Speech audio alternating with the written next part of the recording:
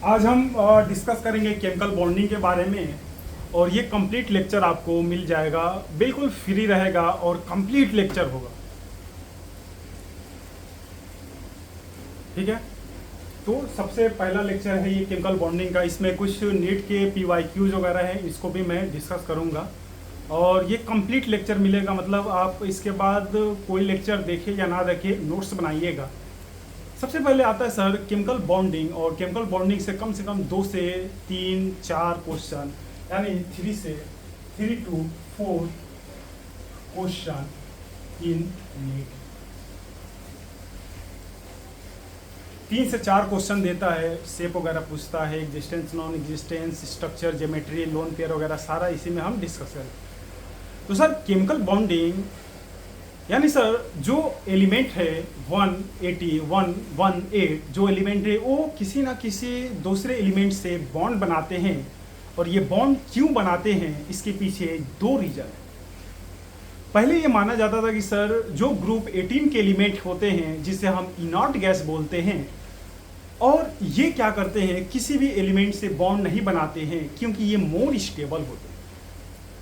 और more stable होते हैं और ये किसी से बॉन्ड नहीं बनाते हैं। और ये जो एजम्पशन था ये काफ़ी समय तक चला, लेकिन धीरे धीरे हमने देखा कि सर हमें कुछ ऐसे भी एलिमेंट है, ऐसे भी हमें मॉलिक्यूल्स मिले हैं, ऐसे भी हमें मॉलिक्यूल्स मिले जहाँ पे जो इनर्ट गैस है इन्होंने क्या किया है, बॉन्ड बनाया।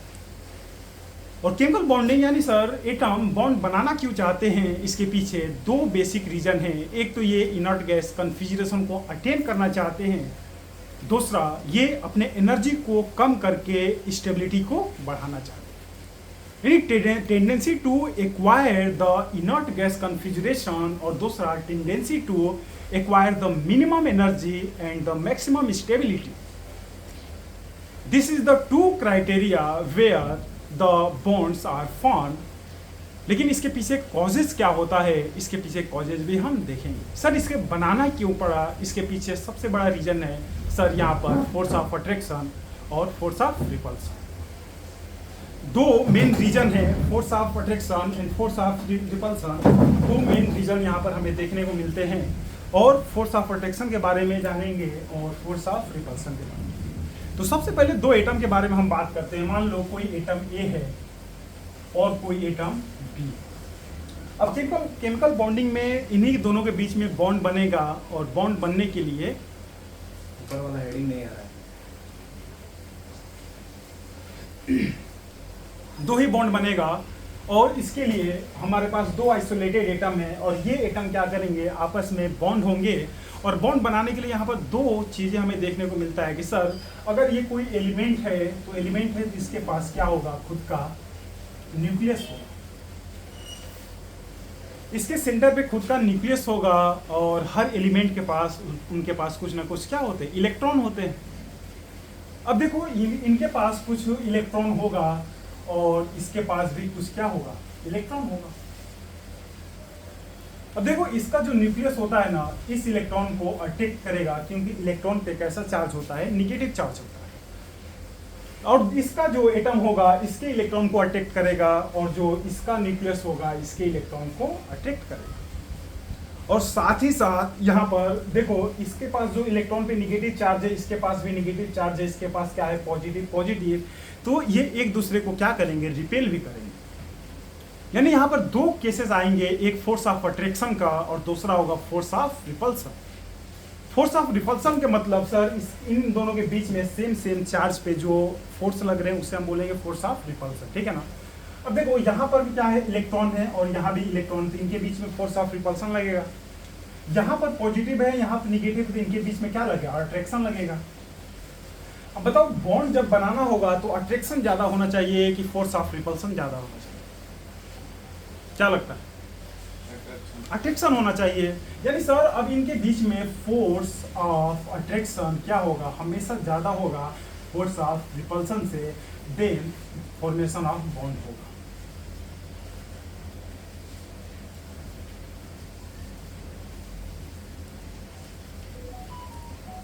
यहाँ पर बॉन्ड का फॉर्मेशन होगा, और यहाँ पर हमें एक केमिकल बॉन्ड बनेगा। और यही फोर्स ऑफ अट्रैक्शन, ये 2 तरह के होते हैं, स्ट्रॉन्ग फोर्सेस भी आते हैं और कुछ क्या होते हैं, वीक फोर्सेस भी आते हैं। यानी एटम के पास ये होता है कि एटम क्या होना चाहता है, मिनिमाइज होना चाहता है अपने एनर्जी के पॉइंट ऑफ व्यू से, और मैक्सिमाइज क्या होना चाहता है, स्टेबिलिटी। अब ये क्या करेंगे, यहाँ पर इनके पास अपने पास कुछ ना कुछ एनर्जी होगा और एक दूसरे से क्या होंगे, बॉन्ड होंगे, और ये एनर्जी क्या करेंगे, रिलीज करेंगे। और यहाँ पर एनर्जी रिलीज होगा और यहाँ पर एक शानदार बॉन्ड बनेगा और उसी को हम बोलते हैं केमिकल बॉन्ड। जैसे मान लो ऑक्सीजन, वाटर की बात करें, H2O है, तो वाटर के पास इसका बेंड शेप होता है, एक हाइड्रोजन और ये लोन पेयर। अभी इन दोनों के बीच में ये भी शेप होता है, शेप कैसा होता है, भी शेप होता है वाटर का। अब देखो यहाँ पर एक हाइड्रोजन, एक यहाँ पर हाइड्रोजन, यही तो है ना। अब इससे ऑक्सीजन से बॉन्ड बनाया हुआ है, तो इसी बॉन्ड के हिसाब से तो देखते हैं कि ऑक्सीजन मॉलिक्यूल्स एक दूसरे से क्या है, बॉन्डेड फॉर्म में मिलते हैं। यानी ऐसे ही बॉन्ड बनेंगे और ये बॉन्ड किसी ना किसी फोर्स ऑफ अट्रैक्शन पे होगा, जो वीक फोर्सेस, वंडरवाल्स फोर्सेस हम देखते हैं। उसके बाद वीक फोर्सेस में हाइड्रोजन बॉन्डिंग वगैरह जो वीक फोर्स में आते हैं, और न्यूक्लियर फोर्सेस वगैरह क्या आते हैं, स्ट्रॉन्ग में आते हैं, ठीक है ना। अब देखो पहले ये माना जाता था कि पहले ये माना जाता था कि सर जो 18 ग्रुप के एलिमेंट होते थे, ये 18 ग्रुप के जो एलिमेंट होते थे ये किसी से रिएक्शन नहीं करते थे। और हम जैसे मान लो हीलियम और नियोन हो गया, नियोन का हम देखेंगे तो 1H2 2H2 और 2P6। अब देखो यहां पर ये क्या है सर, ये है आउटर मोस्ट सेल, और इस आउटर मोस्ट सेल में हम देखेंगे तो सर दो किसके पास इलेक्ट्रॉन है, S के पास है, और दो किसके पास है, P के पास है। यानी टोटल यहाँ पर बताओ, यहाँ पर कितने इलेक्ट्रॉन है सर, 2 है, और यहाँ पर कितने, 8 इलेक्ट्रॉन।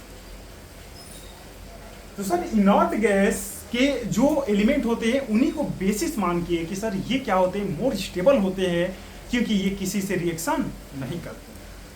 और इसी को बेस बनाकर लुईस ऑक्टेट रूल आया कि सर, लुईस ऑक्टेट रूल कहता है कि सर कोई एलिमेंट वो तभी स्टेबल रहता है जब उसके आउटर मोस्ट सेल में कितने मिनिमम इलेक्ट्रॉन होने चाहिए, 8 होना चाहिए।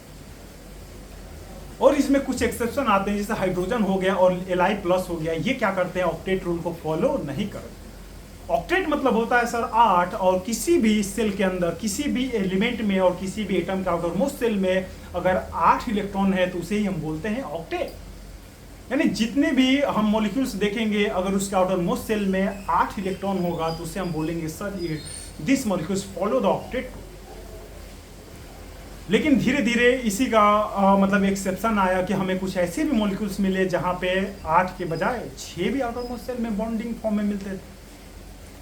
तो अलग अलग तरह के मतलब एलिमेंट आते गए। अब देखो यहाँ पर देखते हैं कि 2 तरह के हमारे पास और एलिमेंट मिलते हैं कि सर फोर्स ऑफ अट्रैक्शन भी हो गया, रिपल्सन भी हो गया। अब देखो बॉन्ड देखते हैं कि सर मेटल। अब देखो ऑक्टेट रूल तो हमने बता दिया कि सर ऑक्टेट रूल में कितने इलेक्ट्रॉन होते हैं, 8 होते हैं, और इसको अटेंड करने का 2 मेथड होता है, एक ट्रांसफर मेथड होता है, दूसरा होता है शेयरिंग मेथड। यानी सर ऑक्टेट रूल कहता है कि sir each atom try to attain the nearest inert gas configuration, क्योंकि उसके आउटर मोस्ट सेल में कितने इलेक्ट्रॉन होते हैं, 8 होते हैं, और ये 8 इलेक्ट्रॉन वो अटेंड करना चाहेगा, वो ट्रांसफर भी कर सकता है और दूसरा क्या कर सकता है, शेयरिंग भी कर सकता है। अगर वो ट्रांसफर करता है तो सर यहाँ पर बॉन्ड बनेगा, आयनिक बॉन्ड बनेगा। अगर वो शेयर करता है तो वहां पर क्या बनेगा, कोवेलेंट बॉन्ड बनेगा और बनेगा कोऑर्डिनेट। यानी सर ऑक्टेट रूल को फॉलो करने के लिए हमारे पास, ऑक्टेट रूल को फॉलो हमारे पास 2 प्रोसेस है, एक तो ट्रांसफर ऑफ इलेक्ट्रॉन और दूसरा शेयरिंग ऑफ इलेक्ट्रॉन। या तो हम ट्रांसफर कर सकते हैं, यानी यहाँ पर एक तो होगा गेन कर सकते हैं सर, और एक क्या कर सकते हैं, डोनेट कर सकते हैं। यानी लॉस ऑफ इलेक्ट्रॉन क्या हो जाएगा, एक आता है सर लॉस ऑफ इलेक्ट्रॉन, और इससे क्या बनेगा सर, केटायन। दूसरा होता है सर गेन ऑफ, जिसे हम क्या बोलेंगे, एनायन। और यहां पर जो बॉन्ड बनेगा सर ट्रांसफर से, कौन सा बॉन्ड बनेगा, आयनिक। यहां पर शेयरिंग में एक होता है सर म्यूचुअल शेयरिंग,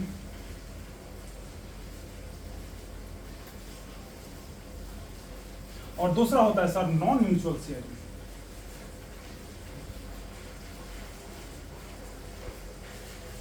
अगर सर एलिमेंट म्यूचुअल शेयरिंग करेंगे यानी बराबर बराबर की हिस्सेदारी में शेयरिंग करेंगे तो इन्हें हम बोलेंगे कोवेलेंट बॉन्ड। यानी यहां पर इक्वल शेयरिंग एक और लिख देते हैं, इक्वल शेयरिंग। और यहां पर कौन सा बॉन्ड बनेगा सर? कोवेलेंट।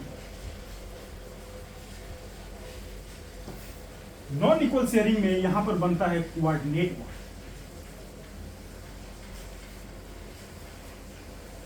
इस हम NH4+ में अमोनिया का हम क्या करते हैं, H+ ऐड करते हैं तो वहां पर बनता है कोऑर्डिनेट बॉन्ड। और इक्वल शेयरिंग में क्या बनेगा? इक्वल शेयरिंग में कोवेलेंट बॉन्ड बनेगा, ठीक है ना।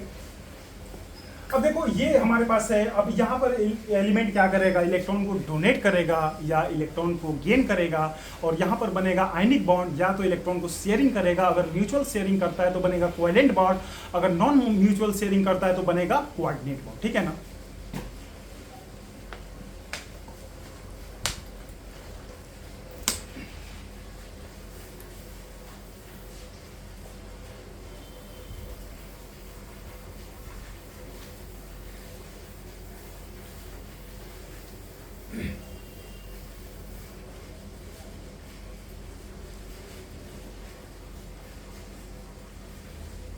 अब लुईस ऑक्टेट रूल के अंदर वही बोल रहा है कि according to this rule each atom try to get the nearest inert gas confusion. ये हो गया। अब देखो ऑक्टेट रूल का कुछ एक्सेप्शन होते हैं, क्योंकि हमें ऑक्टेट रूल तो वही फॉलो करेंगे जिनके आउटरमोस्ट सेल के अंदर इलेक्ट्रॉन होगा। कितना इलेक्ट्रॉन होगा? 8 होगा।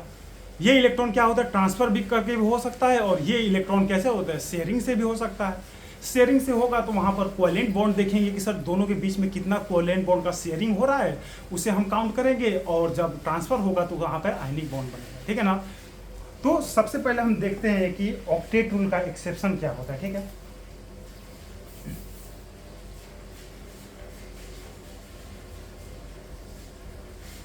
अब देखो मेटल प्लस नॉन मेटल, इनके जो बॉन्ड होते हैं जनरली क्या होते हैं? आयनिक होते हैं। Non metal plus non metal bond क्या होते हैं? कोवेलेंट। जब भी नॉन मेटल और नॉन मेटल के बॉन्ड बनेंगे वो हमेशा लगभग कोवेलेंट होते हैं। और मेटल और नॉन मेटल का बॉन्ड कैसा होता है? आयनिक होता है। लेकिन लिथियम, बेरिलियम, मैग्नीशियम, एल्यूमिनियम,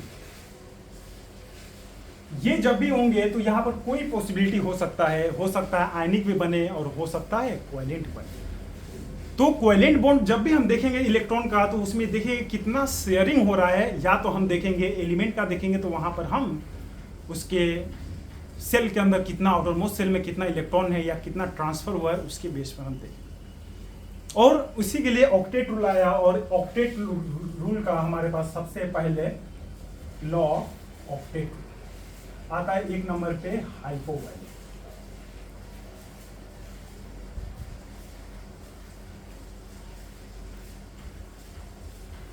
इसे ये बोलते हैं इलेक्ट्रॉन डेफिशिएंट मॉलिक्यूल।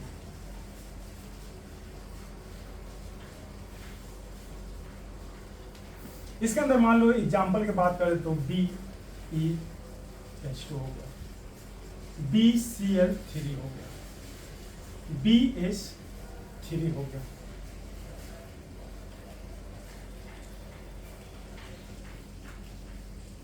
ये नीट में क्वेश्चन भी आया होता विच of the following is electron deficient molecules. तो इसके डायमर भी बनते हैं B2H6 और ये मोनोमर भी है क्या? BH3। अब देखो मेटल और नॉन मेटल का बॉन्ड कैसा होता है सर? आयनिक होता है। नॉन मेटल का बॉन्ड कैसा होता है सर? कोवेलेंट होता है। लेकिन लिथियम वगैरह के साथ आ जाए तो हमें क्या करना है? ध्यान रखना है और उसको अच्छे से देखना है, ठीक है ना। अब देखो बेरिलियम है, ये क्या है? बेरिलियम मेटल है या नॉन मेटल? मेटल, ठीक है। अब देखो हाइड्रोजन है BeH2। अब देखो यहाँ पर आगे यहाँ पर ये होना क्या चाहिए कि सर यहाँ पर ये क्या है? मेटल है। और ये क्या है? ये भी मेटल है। यहाँ पर होना क्या चाहिए कि सर यहाँ पर आयनिक बॉन्ड होना चाहिए, लेकिन पोलराइजेशन के कारण ये क्या होता है? कोवेलेंट होता है, क्योंकि इसका साइज बहुत छोटा होता है। या आगे आप फजांस रूल पढ़ेंगे वहां पर आपको पता चलेगा, ठीक है ना। अब बताओ यहां पर ये मॉलिक्यूल्स कैसा है सर, ये मॉलिक्यूल्स कोवेलेंट है, और कोवेलेंट होगा तो हम देखेंगे कि इसके शेयरिंग में कितने इलेक्ट्रॉन पार्टिसिपेट कर रहे हैं, क्योंकि एक बॉन्ड के लिए कितने इलेक्ट्रॉन होगा, 2 होगा। एक बॉन्ड में कितना होगा, 2 होगा। जैसे मान लो यहाँ पर बेरिलियम है, बेरिलियम का आउटरमोस्ट शेल में क्या होता है, Be, क्या होता है, एटॉमिक नंबर कितना होता है बेरिलियम का, 4 होता है, 1s2 2s, यही है। अब देखो आउटरमोस्ट शेल में कितने इलेक्ट्रॉन है, 2। अब बेरिलियम से एक क्या बॉन्ड होगा, हाइड्रोजन, एक क्या होगा, हाइड्रोजन। अब एक हाइड्रोजन कितना इलेक्ट्रॉन शेयर करेगा सर, एक करेगा। तो बताओ एक हाइड्रोजन ने किया इलेक्ट्रॉन शेयर, और एक कौन किया, बेरिलियम ने किया, और यहाँ पर एक बॉन्ड बना BeH। यहाँ पर दूसरा देखो, हाइड्रोजन ने शेयर किया, बेरिलियम ने किया, कितना बॉन्ड बना, एक, लेकिन इलेक्ट्रॉन कितना हुआ, एक किसका, हाइड्रोजन, एक बेरिलियम। यानी सर यहाँ पर टोटल कितने इलेक्ट्रॉन हो गए, 2 बेरिलियम का और 2 किसके, हाइड्रोजन के, यानी होगा 2 + 2 बराबर 4। ऑक्टेट रूल क्या बोलता है कि सर उसके आउटरमोस्ट सेल में कितना इलेक्ट्रॉन होना चाहिए, 8 होना चाहिए, क्या होना चाहिए, शेयरिंग में होना चाहिए या बिना शेयरिंग। लेकिन बताओ आउटरमोस्ट सेल में बेरिलियम के पास कितने हैं सर, 2 है, और हाइड्रोजन के पास कितने इलेक्ट्रॉन आएंगे, 2, क्योंकि यहाँ पर शेयरिंग होगा तो कितने हो जाएंगे, 4। और 4 होंगे तो बताओ ये फॉलो करेगा क्या, ये नहीं फॉलो करेगा।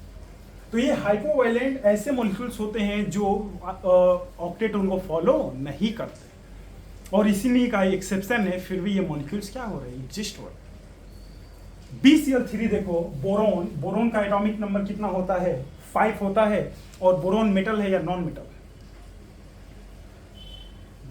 Non metal. अच्छा बताओ Cl3 क्या है, और नॉन मेटल है, तो बताओ यहाँ पर ट्रांसफर होगा या शेयरिंग होगा, यानी नॉन मेटल बॉन्ड क्या होगा, शेयरिंग होगा, क्योंकि यहाँ पर क्या हो जाएगा, ये भी नॉन मेटल है और ये भी क्या है, नॉन मेटल है, और नॉन मेटल होगा तो आटोमस सेल में ये कितना शेयर करता है, इसको हम मेन पॉइंट बनाएंगे। तो बताओ बोरोन के आटोमस सेल में कितना होगा, 1s2 2s2 2p 1। यहाँ पर कितने इलेक्ट्रॉन आउटर मोस्ट सेल में इसके आ रहे हैं सर, 3 आ रहे हैं, और कौन क्लोराइड कितना शेयर करेगा, 3, यानी यहाँ भी कितना हो जाएगा, 3 + 3 बराबर 6, यानी यहाँ भी कितने इलेक्ट्रॉन, यानी यहाँ भी सर 8 से कम है, और 8 से कम इलेक्ट्रॉन आएंगे शेयरिंग में या ट्रांसफर में, तो उसे हम क्या बोलेंगे सर, हाइपोवैलेंट मॉलिक्यूल।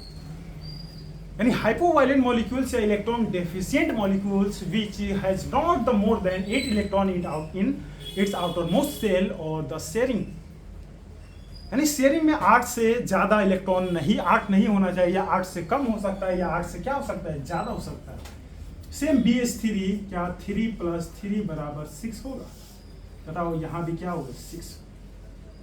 यानी हाइपोवैलेंट मॉलिक्यूल्स ऐसे मॉलिक्यूल्स होते हैं जिनके आउटर मोस्ट सेल में इलेक्ट्रॉन कितना होता है सर, लेस देन 8 होता है, यानी इसके शेयरिंग में भी कितने इलेक्ट्रॉन होंगे सर, 8 ही होंगे। इन्हें बोलेंगे hypovalent molecules, and it is the exceptions of the octet rule, Lewis octet rule. Lewis octet rule कहता है कि sir according to this rule each element try to get the inert gas configuration in which 8 electrons are present in their outermost shell। और इसके exception थे hydrogen वगैरह ये follow ही नहीं करते, क्योंकि उसके अंदर तो एक ही होता है इलेक्ट्रॉन, ठीक है ना। दूसरा नंबर आता है हाइपरवैलेंट, इसको उतार लो।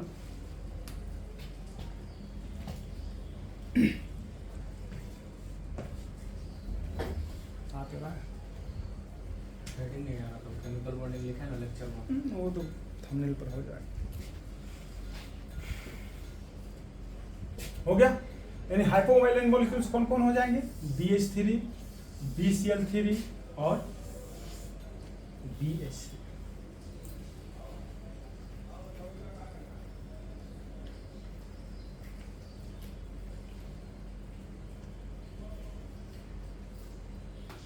अगला देखते हैं,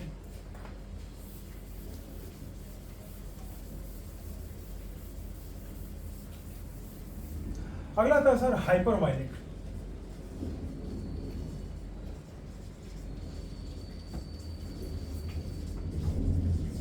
इसे हम बोलते हैं एक्सपांडेड ऑक्टेट। और इसे ही हम बोलते हैं सुपर ऑक्टेट।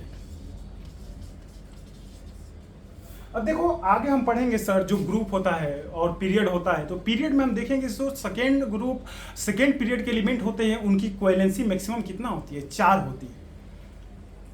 और थर्ड पीरियड के एलिमेंट होते हैं उनकी कोवेलेंसी कितना तक जा सकती है, कोऑर्डिनेशन कितना जा सकती है सर, 6 तक जा सकती है। यानी सेकेंड पीरियड के एलिमेंट ये एक्सपांसन शो ही नहीं करते हैं, क्योंकि इनकी मैक्सिमम कोवेलेंसी कितना होती है, 4 होती है, and the maximum coordination number is also 4 होता है। तो सर हाइपर वैलेंट मॉलिक्यूल्स कौन होंगे? हाइपर वैलेंट मॉलिक्यूल्स वो होंगे जिनका सेंट्रल एटम कम से कम थर्ड होना चाहिए या थर्ड पीरियड से ज्यादा होना चाहिए, उन्हें हम बोलेंगे हाइपर वैलेंट मॉलिक्यूल। अगर थर्ड पीरियड से आप कम रखते हैं तो उसकी कोवेलेंसी और कोऑर्डिनेशन नंबर कंप्लीट नहीं होगा, तो सर आप उसको हाइपर वायलेंट के अंदर ला ही नहीं सकते। यानी हाइपर वायलेंट के अंदर वही मॉलिक्यूल्स आएंगे, वही सेंट्रल एटम आएगा जो मैक्सिमम पीरियड कितना होना चाहिए सर, पीरियड कम से कम थर्ड पीरियड का होना चाहिए, और थर्ड से क्या होना चाहिए, ज्यादा। हाइपर वायलेंट मॉलिक्यूल्स ऐसे मॉलिक्यूल्स होते हैं जिनके आउटर मोस्ट सेल में 8 इलेक्ट्रॉन नहीं होगा, 8 से क्या होगा, ज्यादा होगा। हाइपर मतलब क्या होता है, ज्यादा होता है। यानी those molecules in which the maximum to maximum more than 8 electrons should be present. Oh, and the central atoms should also be the third period and more than the third period, 4th, 5 otherwise. क्योंकि third period से ये क्या कर सकते हैं, अपने octet को expand करते हैं और आसानी से बॉन्ड बना लेते हैं। तो इसमें सबसे पहले आता है PCl5 example. PCl5 SF4 SO2Cl2 ICl7 हो गया, ठीक है। ये सारे मॉलिक्यूल्स आपको मिलेंगे, या IF7 हो गया, IF7 ले लो, IF7, ठीक है। अब फिर बताओ, सबसे पहले देखेंगे कि सर यहाँ पर हमें शेयरिंग से लेना है कि किससे लेना है, ट्रांसफर से लेना है। तो बताओ यहाँ पर क्या है, फास्फोरस क्या है, मेटल है नॉन मेटल है, नॉन मेटल है। क्लोरीन क्या है, नॉन मेटल। और नॉन मेटल के बॉन्डिंग कैसे होते हैं, कोवेलेंट। मतलब क्या देखेंगे कि सर इसमें शेयरिंग कितना हो रहा है। अब बताओ इसका मोस्ट सेल में कितने इलेक्ट्रॉन होते हैं, 5। अब बताओ क्लोराइड कितने हैं, 5, यानी कितने हो जाएंगे सर, 10। बताओ यहाँ पर सल्फर क्या है, नॉन मेटल, यानी यहाँ भी कितने होंगे, 6। अगर मोस्ट सेल में सल्फर क्या ऑक्सीजन का पार्ट है, तो कितने होंगे, 6 होंगे। प्लस सराउंडिंग एटम कितना है, 4, तो ये भी कितना हो जाएंगे, 10। यहां पर बताओ सल्फर कितना बॉन्ड बनाएगा, 6। ऑक्सीजन सिंगल बॉन्ड बनाता है, डबल बॉन्ड बनाता है, डबल बॉन्ड बनाता है, यही तो बनाता है ना। अब देखो यहां पर कितना ऑक्सीजन है, 2। एक ऑक्सीजन कितना बॉन्ड बनाएगा, 2 कितना बनाएगा, और क्लोराइड कितना बनाया था, सिंगल, लेकिन है कितना, 2। तो बताओ आउटर मोस्ट सेल कितना है, 6। बताओ साउंड ये कितना बनाएगा, 4, और क्लोराइड कितना बनाएगा, कितना हो जाएगा। यहाँ बताओ आउटर मोस्ट सेल 7 होता है, प्लस कितना हो जाएगा, 14। तो ये मॉलिक्यूल होते हैं हाइपर वायलेंट मॉलिक्यूल्स, और इनमें क्या होता है बताओ, यहाँ पर 5 5 कितने, 10 है, 10 क्या है, 8 से ज्यादा है। यहाँ भी कितना है, 10 से, और 10 किससे, 8 से ज्यादा है। यहाँ कितना है, 12, और यहाँ कितना है, 14।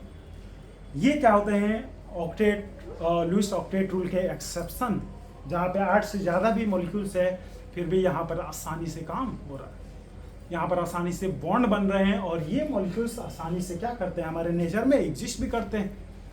तो इन्हें बोल देंगे हाइपर वायलेंट मॉलिक्यूल, ठीक है ना। उतार लो इसको।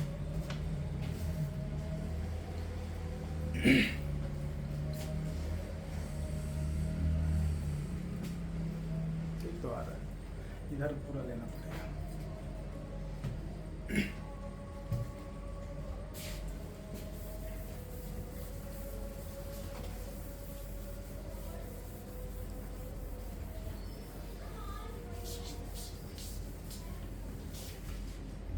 अब अगले स्टार्ट करते हैं odd electron species.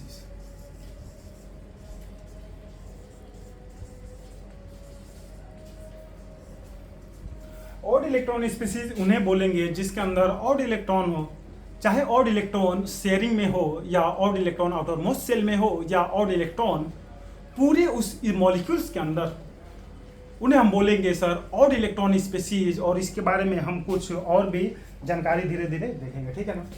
Odd electron species, जैसे एग्जांपल ले लो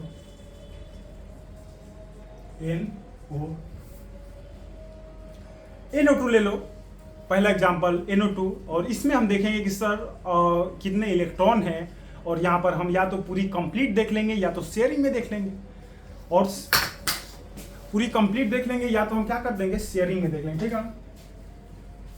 अब बताओ नाइट्रोजन के अंदर कितने आउटर मोस्ट सेल में होते हैं 5, और एक ऑक्सीजन के कितने होंगे 6, और 2 के कितने हो जाएंगे 12, यानी 12 बराबर क्या हो जाएगा 17।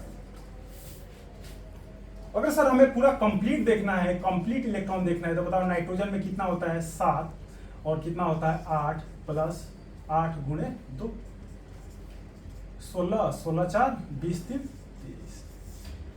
बताओ 17 और 23 ये दोनों कैसे होते हैं, ऑड होते हैं, और इन्हें ही हम बोलते हैं ऑड इलेक्ट्रॉन स्पीसीज। यानी ऑड इलेक्ट्रॉन स्पीसीज सर हम उन्हें बोलेंगे जिनके आउटर मोस्ट सेल के अंदर ऑड नंबर में इलेक्ट्रॉन हो, या कंप्लीट मॉलिक्यूल्स के अंदर क्या हो ऑड इलेक्ट्रॉन। क्योंकि इसके बारे में हम आगे पूरा पढ़ेंगे, आगे जानेंगे कि सर ऑड इलेक्ट्रॉन स्पीसीज बहुत सी जगह हम देखते हैं पैरामैग्नेटिक होता है। तो जितने होते हैं all odd electron species, all odd electron species is paramagnetic in nature. जितने ऑड इलेक्ट्रॉन स्पीसीज होते हैं सभी के सभी पैरामैग्नेटिक होते हैं, जितने भी होते हैं। तो सर इसका क्या मतलब कि सर जितने इवन होंगे डायमैग्नेटिक होते हैं, इसका कोई, इससे हमको याद नहीं करना, क्योंकि बहुत ऐसे डायमैग्नेटिक ऐसे बहुत ऐसे इवन नंबर्स ऑफ इलेक्ट्रॉन होते हैं, लेकिन हम देखते हैं कि पैरामैग्नेटिक होता है। आगे हम मॉलिक्यूलर ऑर्बिटल थ्योरी पढ़ेंगे, वहां पर हम देखेंगे बोरॉन B2 के अंदर 10 ही इलेक्ट्रॉन है। B2 में कितने इलेक्ट्रॉन होते हैं 10 इलेक्ट्रॉन होते हैं, फिर भी कैसा होता है सर पैरामैग्नेटिक। तो ये जरूरी नहीं है कि इवन में आएंगे तो सारे डायमैग्नेटिक होंगे, हाँ ये हो सकता है सर डायमैग्नेटिक भी पॉसिबल है और पैरामैग्नेटिक भी possible. Odd electron species always paramagnetic in nature, but even molecules are not the paramagnetic और diamagnetic. Any possibility can be happen, कुछ भी हो सकता है, वो पैरामैग्नेटिक भी हो सकते हैं और डायमैग्नेटिक भी हो सकते हैं, ठीक है ना। दूसरा एग्जांपल हम लेते हैं सर, दूसरा एग्जांपल है ClO3। हाँ, अब ClO3 को देखो कि सर ClO3 में भी हम फिर देखेंगे कि सर फ्लोरीन में कितना होता है 7 प्लस 7, और बताओ ऑक्सीजन कितना बनाएगा 6 होता है, 6 गुणे 3 6 18 हो जाएगा। ये भी क्या होता है और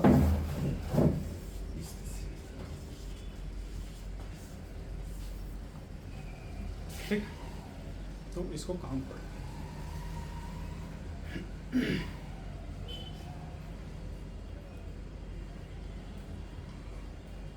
इसको पहचानने के लिए हम कर लेंगे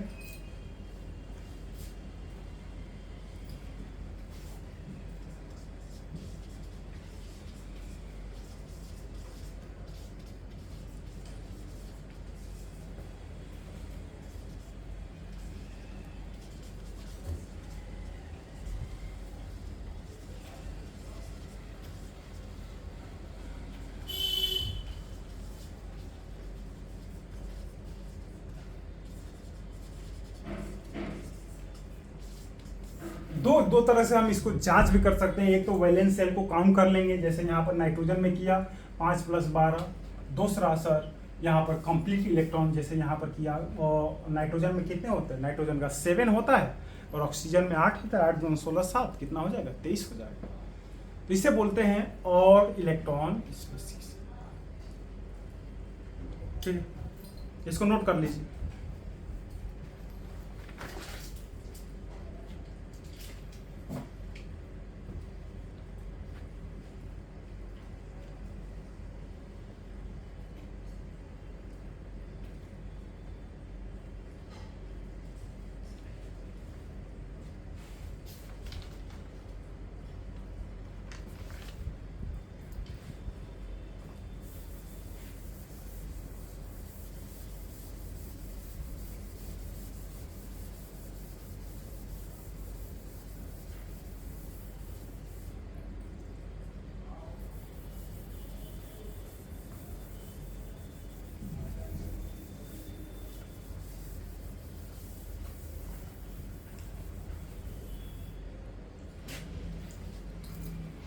अब क्वेश्चन है, क्वेश्चन कुछ देख लेते हैं।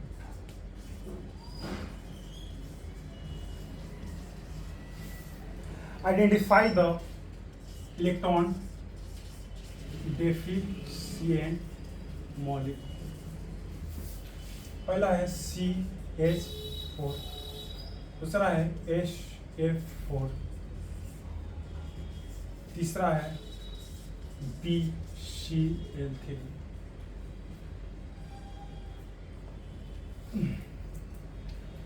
चौथा है PCl5। ये पहला क्वेश्चन है कि sir identify the electron deficient molecules, तो इसमें कौन सा आंसर जाएगा आपके हिसाब से? कौन सा? अब देखो यहां पर फिर से वही, अब बताओ कार्बन का आटोमोस्ट शेल में कितने इलेक्ट्रॉन होते हैं सर? 4। सराउंडिंग कितना है? 4 बराबर कितना हो जाएगा? 8 हो जाएगा। बताओ सल्फर में कितना होता है सर? 6 + 4 कितना हो जाएगा? 10 इलेक्ट्रॉन।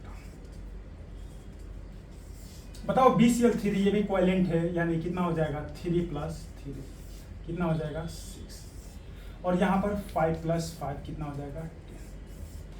बताओ इलेक्ट्रॉन डेफिशिएंट कौन हो जाएगा? या इसमें ये भी बोल सकता है कि which of the following do not obey the Lewis octet rule, यानी 8 कितना नहीं होगा, तो इसमें हो जाएगा ये और ये और ये। इसी क्वेश्चन में पूछ देगा कौन यहाँ पर ऑक्टेट रूल को फॉलो नहीं कर रहा है, तो बताओ यहाँ पर 4 और 4 8 है, और 4 और 4 8 है, तो सर ये क्या कर रहा है? फॉलो कर रहा है। अब यहाँ पर बताओ 6 है और 4 है, यानी यहाँ पर 10 इलेक्ट्रॉन, यानी ये do not follow the octet rule. यहाँ पर बताओ B और Cl3 ये भी क्या करता है? फॉलो नहीं करता है, क्योंकि ये हाइपोवायलेंट मॉलिक्यूल्स, इलेक्ट्रॉन डेफिशिएंट। 3 + 3। चौथा PCl5, यहाँ पर 5 + 5। ठीक है ना? अगला क्वेश्चन लिखना है, बताओ इसमें एक और क्वेश्चन बनेगा, which of the following is hypervalent molecules. तो बताओ यहाँ पर 8 है, ये तो फॉलो कर रहा है ऑक्टेट रूल को, और इसे हम प्रिसाइज भी बोलते हैं, प्रिसाइज मॉलिक्यूल्स भी बोलते हैं। एनसीईआरटी में ये लाइन लिखी हुई है कि इलेक्ट्रॉन डेफिशिएंट, इलेक्ट्रॉन प्रिसाइज, तो ये प्रिसाइज में ये एग्जांपल भी है CH4। हाइपरवायलेंट कौन हो जाएगा? SF4 हो जाएगा सर, और ये क्या हो जाएगा? हाइपरवायलेंट, और ये भी क्या हो जाएगा? हाइपर।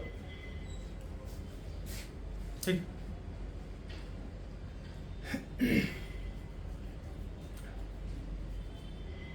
अगला क्वेश्चन लिखेंगे,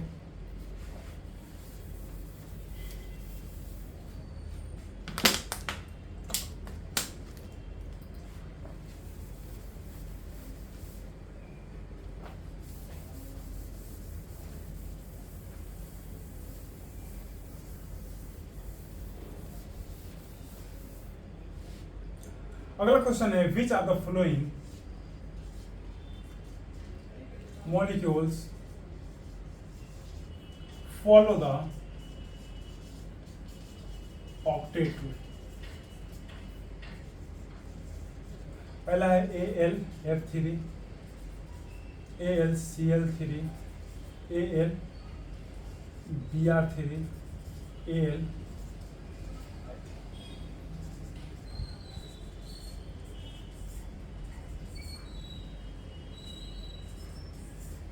कि सर इसमें कौन ऐसा मॉलिक्यूल्स है जो ऑक्टेट रूल को फॉलो नहीं करता है? हमने पीछे बताया था कि सर एक कोवेलेंट बॉन्ड होता है, दूसरा कोऑर्डिनेट बॉन्ड होता है। जो कोवेलेंट बॉन्ड बनता है वो शेयरिंग से बनता है, और जो आयनिक बॉन्ड बनता है वो ट्रांसफर से बनता है। यानी इलेक्ट्रॉन का ट्रांसफर होने के बाद हम देखते हैं कितना इलेक्ट्रॉन बच रहा है और कितना नहीं बच रहा है। तब बताओ यहाँ पर आगे हम पढ़ेंगे ये क्यों आयनिक होता है, लेकिन ये तीनों मॉलिक्यूल्स क्या होते हैं ना सर? कोवेलेंट होते हैं।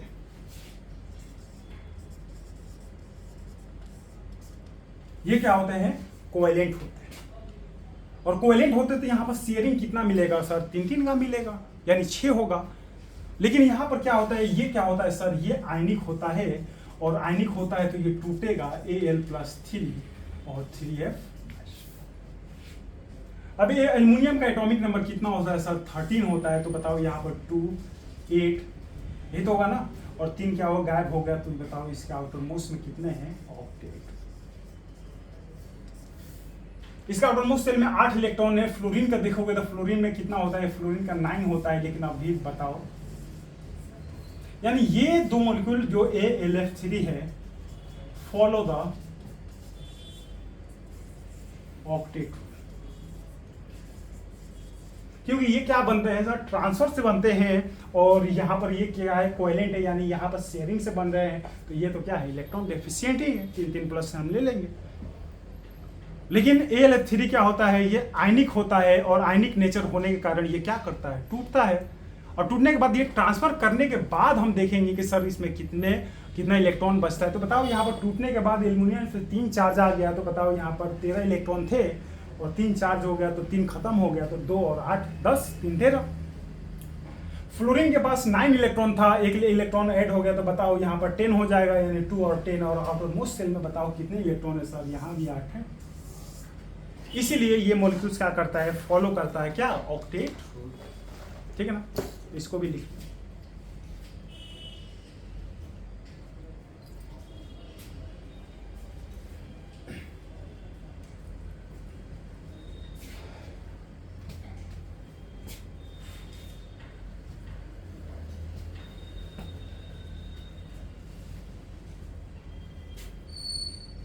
अगला क्वेश्चन है, काफी इंपॉर्टेंट है, ठीक है।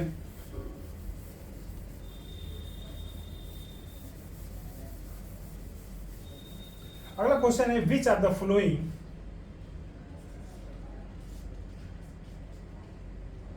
स्पीसीज इज पैरामैग्नेटिक इन, पहला है NH इन मैग्नीशियम, और कौन होगा,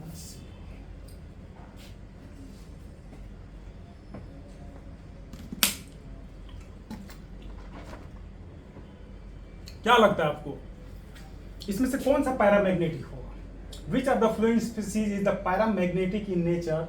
NH3, नियॉन, मैग्नीशियम, HC, बताइए।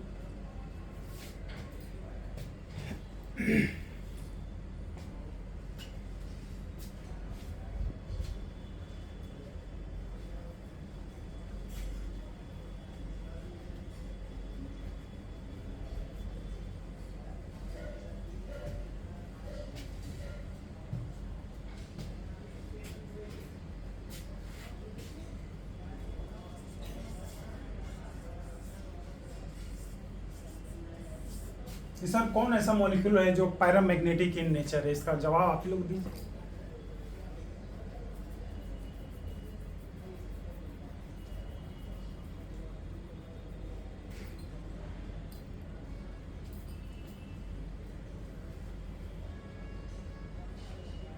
ठीक है, चलो देखते हैं।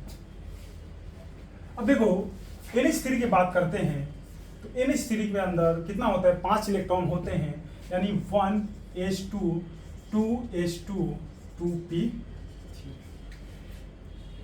ये NH3 है, और NH3 का जब इलेक्ट्रॉनिक कन्फिगरेशन देखेंगे तो ये होता है प्री अल्टीमेट, ये होता है आउटरमोस्ट सेल, और यह इस डब्बे में सर 2 इलेक्ट्रॉन हैं, और P में कितने इलेक्ट्रॉन है सर, 1 2। अगर सिर्फ नाइट्रोजन की बात करता तो सर नाइट्रोजन के अंदर तो 3 अनपेयर्ड इलेक्ट्रॉन है, तो ये पैरामैग्नेटिक होता। लेकिन यहां पर बताओ इसके अंदर 2 इलेक्ट्रॉन है, और ये क्या है, डायमैग्नेटिक है, और इसके अंदर एक इलेक्ट्रॉन है, जो P3 के अंदर कितने इलेक्ट्रॉन है, डब्बे में 3 इलेक्ट्रॉन है। अब यहाँ पर कौन आया है सर, दूसरा आया है नंबर पे हाइड्रोजन, और हाइड्रोजन के पास एक इलेक्ट्रॉन है। एक इलेक्ट्रॉन एक में क्या हो जाएंगे, फिल होंगे, तो बताओ यहां पर भी क्या हो गया, डायमैग्नेटिज्म। अनपेयर्ड था, अब यहां पर पेयर्ड हो गया, और जब पेयर्ड हो गया तो ये क्या हो जाएगा, डायमैग्नेटिक होगा। दूसरा रीजन देखो, मान लो नाइट्रोजन के पास कितने इलेक्ट्रॉन, 2, ये 1 इलेक्ट्रॉन 2 इलेक्ट्रॉन 3 इलेक्ट्रॉन। अब एक हाइड्रोजन आया, नाइट्रोजन से बॉन्ड बनाया, दूसरा आया नाइट्रोजन से, तीसरा आया नाइट्रोजन से, और एक बॉन्ड में कितने इलेक्ट्रॉन होते हैं सर, 2 इलेक्ट्रॉन होते हैं, तो 2 इलेक्ट्रॉन 2 इलेक्ट्रॉन 2 इलेक्ट्रॉन, यहां भी क्या है, डाय। और इसको हम क्या करेंगे, पेयर लेंगे, 1 पेयर यानी 4 हो जाएगा, और यहां भी क्या हो जाएगा, डायमैग्नेटिक। यानी पहला NH3 तो सर पैरामैग्नेटिक नहीं है। अब ये देखो मॉलिक्यूल्स आया तो इसलिए हमें इतना सब हम इस बेस पर भी बता सकते हैं। अब देखो नियॉन क्या आ गया, ये एटॉमिक लेवल पे आ गया। अब नियॉन कितना एटॉमिक नंबर होता है सर? नियॉन का एटॉमिक नंबर 10 होता है, यानी 1s2 2s2 2p6। अब बताओ एस डब्बे में कितने इलेक्ट्रॉन हैं? एस डब्बे में सर 2 इलेक्ट्रॉन हैं, और पी में कितने हैं सर? 3, 6 इलेक्ट्रॉन। और ये भी यहाँ पर पूरे के पूरे क्या है? फुल है, और फुल है यानी यहाँ भी 2 इलेक्ट्रॉन है, यहाँ भी 2 इलेक्ट्रॉन है, यहाँ भी 2 इलेक्ट्रॉन है, और यहाँ भी 2 इलेक्ट्रॉन। सो ये भी मॉलिक्यूल्स कैसा हो जाएगा सर? डायामैग्नेटिक।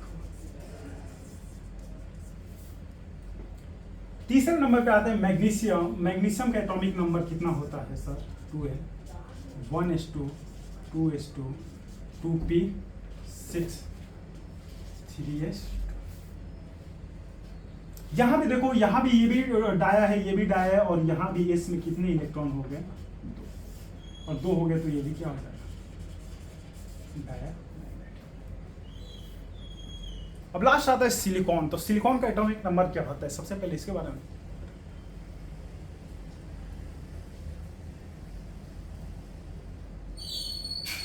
कितना होता है एटॉमिक नंबर सिलिकॉन का? बताओ। ऊपर का मिटा दे रहा हूं। अब देखो सिलिकॉन के बारे में बात करें तो सिलिकॉन का एटॉमिक नंबर 14 होगा, तो 1s2 2s2 2p6 3s2 and 3p2। यानी ये 2 इलेक्ट्रॉन आ रहे हैं, यानी 3s2 और 3p2। अब बताओ s में कितने इलेक्ट्रॉन है सर? 2, और p में कितने इलेक्ट्रॉन है सर? 3। अब देखो p में कितने इलेक्ट्रॉन थे सर? 2 हैं, और 2 हमने क्या कर दिया? यहाँ पर रख दिया।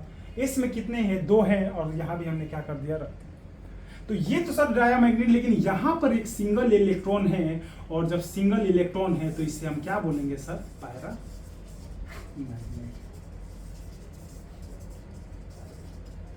ठीक है, तो ये था, इसका आंसर कौन हो जाएगा? डी हो जाएगा। तो डी क्या है सर? ये है पैरामैग्नेट।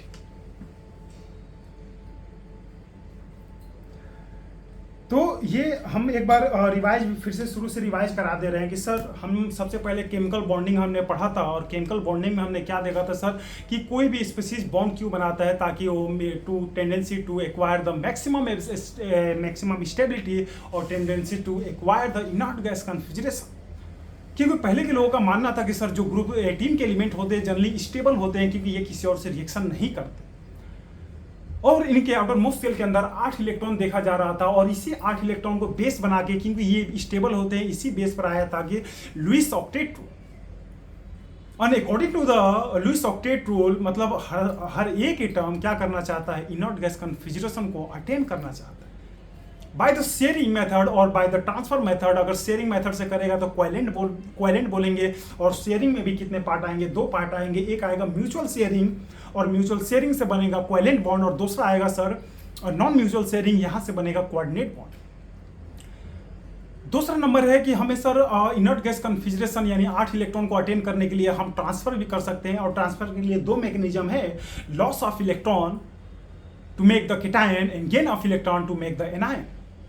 इलेक्ट्रॉन का लॉस करेंगे तो केटायन बनेगा, इलेक्ट्रॉन का गेन करेंगे तो एनायन बनेगा। जैसे एल्युमिनियम AlF3 में क्या होता है सर?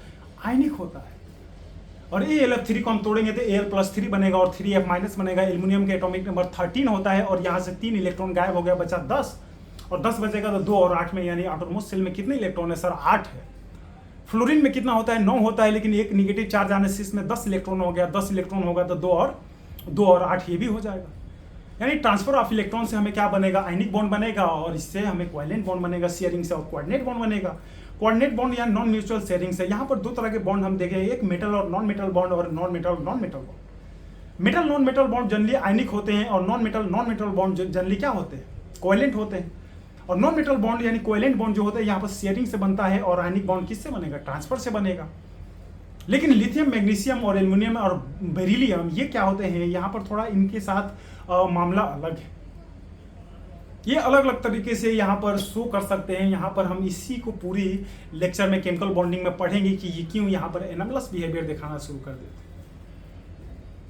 तो ऑक्टेट रूल हमने देखा कि सर ऑक्टेट रूल में क्या होता है, each atom try to achieve the nearest not configuration by the sharing और by the transfer of electron in their outermost shell. Outermost shell के अंदर जो भी इलेक्ट्रॉन होता है वो कितना होना चाहिए, 8 होना चाहिए। लेकिन हमें हमारे पास और भी बहुत से सबूत मिले, जैसे मान लो यहाँ पर ऑक्टेट रूल जहाँ पे एक्सेप्शन आ गए, जहाँ पे 8 इलेक्ट्रॉन नहीं थे फिर भी बॉन्ड बन रहा था। और यहाँ पर दो तरह के हम पढ़ रहे थे, एक हाइपोवायलेंट पढ़ रहे थे, एक हाइपर वायलेंट पढ़ रहे थे। हाइपोवायलेंट को हम बोलते हैं इलेक्ट्रॉन डेफिशिएंट मॉलिक्यूल्स, और हाइपोवायलेंट के अंदर हमने देखा था कि सर BeH2 था, BCl3 था और BH3 था। कि सर ऐसे मॉलिक्यूल्स जिनके आउटर मोस्ट सेल के अंदर जो शेयरिंग होगा वो कितने का होगा, 8 से कम होगा। यानी 8 मेन बॉर्डर है, 8 से कम आएंगे तो हाइपो होगा, 8 से ज्यादा जाएंगे तो हाइपर होगा। अब 8 से कम यानी BH2 हो गया, तो बेरिलियम के अंदर आउटर मोस्ट सेल में 2 इलेक्ट्रॉन होते हैं, 2 हाइड्रोजन आएंगे। टोटल कितने शेयरिंग हुआ सर, 4 शेयरिंग। और 4 शेयरिंग हुआ, इसीलिए यहाँ पर 8 से कम है, यानी कितना हो, क्या होगा, हाइपोवायलेंट होगा।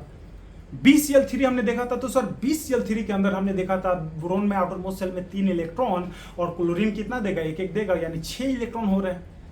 और बोरोन और क्लोरीन ये दोनों क्या है, नॉन मेटल है। और नॉन मेटल क्या बनाएगा, कोवेलेंट होगा। और कोवेलेंट मॉलिक्यूल्स को हम कैसे देखते हैं sir, sharing of electron in their outermost shell. क्या आउटर मोस्ट सेल में BCl3 के अंदर कितने इलेक्ट्रॉन आएंगे सर, 6 आएंगे, 3 इसके आएंगे बोरोन को और 3 क्लोराइड। BH3 ये नीट एग्जाम में क्वेश्चन आया हुआ है, इसमें पूछ रहा था which of the following is electron deficient molecules, BH3 is the correct answer goes. ये तीनों थे एग्जांपल थे कि सर ये किसके, हाइपोवायलेंट के। और हाइपरवायलेंट मॉलिक्यूल्स ऐसे मॉलिक्यूल्स होते हैं, इसे हम एक्सपांडेड ऑक्टेट भी बोलते हैं।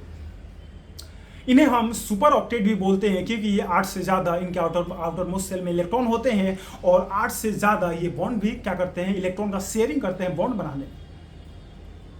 और एक्सपांडेड या सुपर ऑक्टेट या हाइपरवायलेंट मॉलिक्यूल्स, इनके अंदर जो सेंट्रल एटम होता है ना, वो याद रखना, ये हमेशा सेकेंड पीरियड से ज्यादा होगा।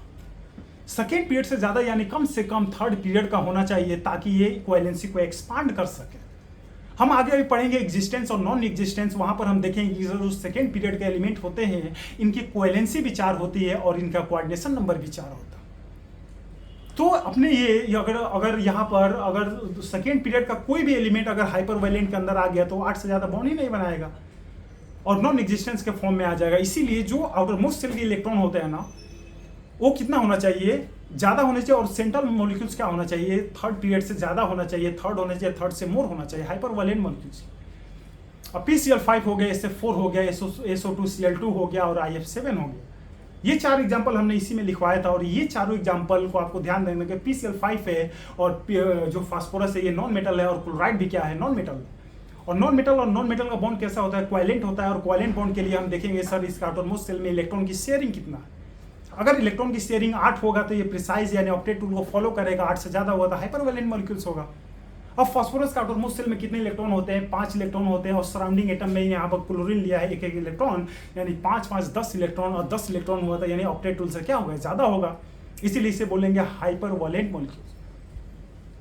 अब देखो यहाँ पर नाइट्रोजन के नीचे आता है फास्फोरस, और फास्फोरस थर्ड पीरियड का एलिमेंट है। यानी सर हाइपरवायलेंट मॉलिक्यूल्स या एक्सपांडेड ऑक्टेट या सुपर ऑक्टेट मॉलिक्यूल्स के लिए mandatory condition should be the element should be in the third period और more than the third period, then जाके यहाँ पर क्या होगा, बॉन्ड का फॉर्मेशन होगा। SF4 की बात करें तो सल्फर, और सल्फर भी थर्ड पीरियड का है, और सल्फर का आउटरमोस्ट सेल में कितने इलेक्ट्रॉन, 6 होते हैं, और 4 बनाया साइड से, यानी 6 और 4 कितना हो गया, 10 होगा। अब आउटरमोस्ट सेल में 10 इलेक्ट्रॉन, जिसमें से 8 का शेयरिंग है और 2 इलेक्ट्रॉन और है, 10 इलेक्ट्रॉन यहाँ पर है, फिर भी ये कैसे है, हाइपर मॉलिक्यूल्स के अंदर आ जाएंगे। सल्फर भी नॉन मेटल है, फ्लोरीन भी नॉन मेटल, और यहाँ पर बॉन्ड कोवेलेंट बनेगा, और कोवेलेंट बॉन्ड बनेगा तो यहाँ पर क्या हम देखेंगे कि शेयरिंग जो होना जरूरी है। SOCl2 आ गया, तो बताओ यहाँ पर सल्फर के साथ 2 ऑक्सीजन है, 1 और 2 Cl है, 2 Cl है, तो बताओ यहाँ पर ऑक्सीजन कितना बॉन्ड बनाता है, डबल बॉन्ड बनाता है। ऑक्सीजन डबल बॉन्ड बनाता है, और ऑक्सीजन जब डबल बॉन्ड बनाता है तो बताओ एक बॉन्ड में 2 इलेक्ट्रॉन आएंगे, तो 4 बॉन्ड बनाएगा ऑक्सीजन, 2 ऑक्सीजन है 4 बॉन्ड बनाएगा, यानी यहाँ पर कितने इलेक्ट्रॉन हो गए, 8 हो गए। और 2 Cl का कितना हो जाएगा, 10 हो जाएगा। नहीं, 6 4 10 और 2 12, यहाँ पर 6 इसके हो गए और 4 इसके और 2 इसके, 6 4 10 2 12, SOCl2 का 12 हो जाएगा। IF7 आयोडीन है तो यानी आउटर मोस्ट सेल में कितना हो जाएगा, 7 इलेक्ट्रॉन, 7 सराउंडिंग के साथ साथ 14 बटा 14 हो जाएगा, यानी ये भी कैसा hypervalent molecules. Next one हमने देख रहा था कि सर ऑड इलेक्ट्रॉन स्पीसीज क्या होता है। सर ऐसे स्पीसीज जिनका वैलेंस सेल इलेक्ट्रॉन भी ऑड नंबर में हो, और या उसके कंप्लीट मॉलिक्यूल्स के इलेक्ट्रॉन देखें तो भी कैसा हो, ऑड में होना चाहिए। और दो तरह के मेथड होते हैं ऑड इलेक्ट्रॉन स्पीसीज के लिए, या तो वैलेंस सेल इलेक्ट्रॉन को आप काउंट कर ले या कंप्लीट इलेक्ट्रॉन को काउंट कर ले उस मॉलिक्यूल के अंदर जितना प्रेजेंट है। वैलेंस सेल इलेक्ट्रॉन NO2 में देखे थे तो 5 और 5 और या ऑक्सीजन 2 है तो 6 दूना 12 5 17 हो गया outer most shell electron. Complete electron देखें तो नाइट्रोजन का 7 होता है, ऑक्सीजन का 8 8 दूना 16 और 16 7 कितना हो जाएगा, 23 हो जाएगा। ClO3 का हम देख रहे हैं तो क्लोरीन कितना होता है, 7 बनाता है और 8 तरीके और 6 तरीके 18, और ये कितना बनाता है क्लोरीन, 7 आउटर मोस्ट सेल में 7 है, और अगल बगल में कितना है 7 तरीका 18 हो जाएगा, 18 2 20 5 25 हो जाएगा। ठीक है।